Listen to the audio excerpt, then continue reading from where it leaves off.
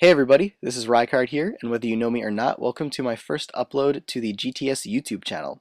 Today's battle that I'm bringing you is an RU match against an opponent by the name of Seton, who I met on the Smogon Wi-Fi Battle Finder.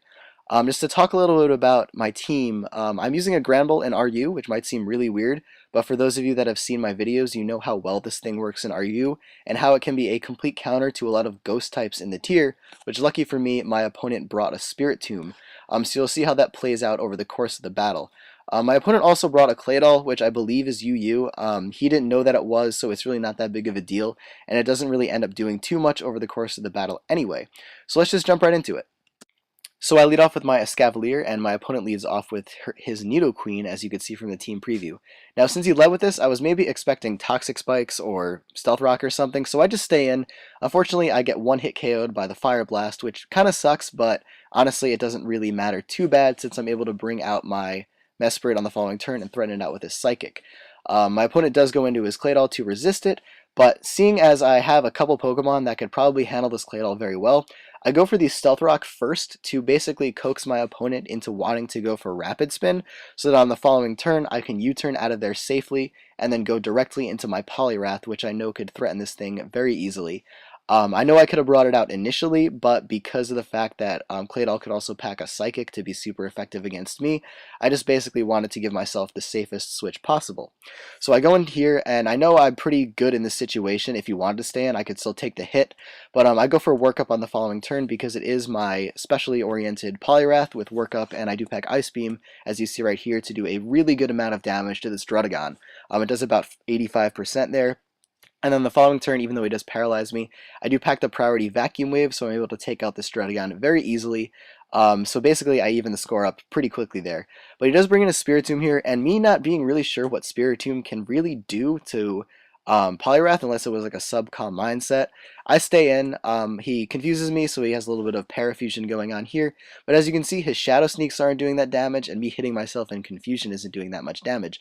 So I just go for a Hydro Pump, and I get another really big hit off on the Spiritomb.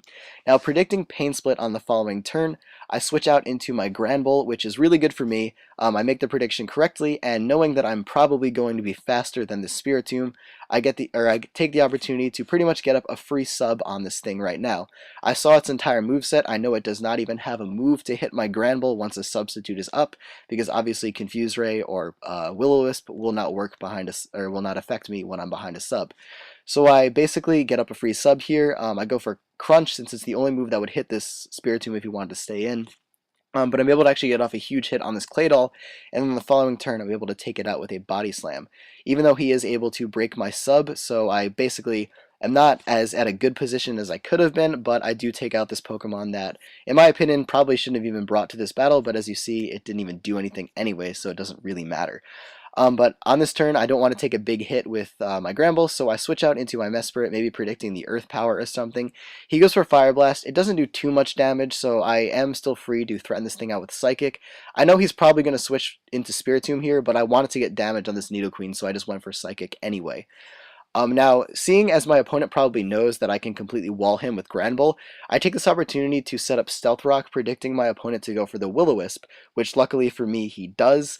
So I'm able to do that very easily, and now on the following turn, I'm able to just switch right out into my Druddigon because I know that I do not fear the Will-O-Wisp at all, because the Druddigon set that I'm running is a Rest Sleep Talk set with Dragon Tail.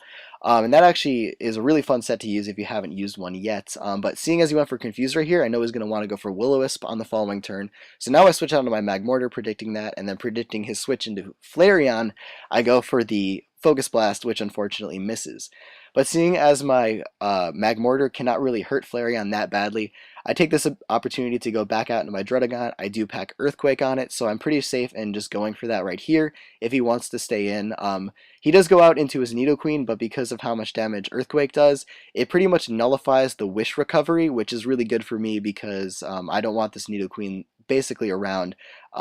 He does go for the Ice Beam here, and knowing that since I'm EV'd to normally live this, I figured I would just stay in and get off some damage, but my opponent unfortunately gets a critical hit right here, which turns out to be very frustrating for me because I just lose my Druddigon right there.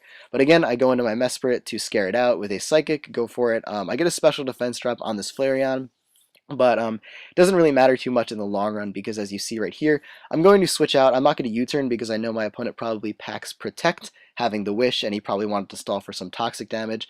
So I just switch right out into my Poliwrath, and then on the following turn, I'm able to easily just Hydro Pump it. He stayed in and went for Wish, maybe hoping for some like paralysis or something like that, but unfortunately for him, I'm able to just take it out clean with a Hydro Pump. Now, seeing as the Wish is right in the air right now, he brings in his Buffalon, and I could go for a Vacuum Wave, obviously, to do some damage to it, but the Wish is just going to recover that off. So instead, I go for Workup, knowing that I can probably live a Head Charge, and then hopefully go for Vacuum Wave on the following turn to do some really solid damage to this Buffalon before I'm taken down by it on the next turn. But my opponent sees that as probably an opportunity to freely switch into his Spirit Tomb, which obviously is going to be immune to the Vacuum Wave as I go for it. But knowing that I want to keep this Poliwrath around because I still can use it to revenge kill the Buffalon later if I need to, I take the opportunity to switch into my Renegade, aka my Magmortar again. Maybe predicting Will-O-Wisp again in case he wanted to predict the switch into Gramble, but he goes for the Confuse Ray.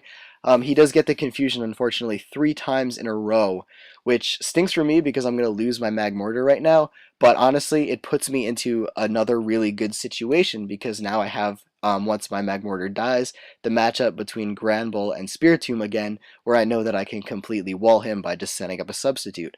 So I do just that. I bring in my Spiritomb. Sorry, I bring in my Gramble on the Spiritomb, go for substitute. He stays in, maybe expecting that to be like a speed tie or something, or that he could maybe still catch me.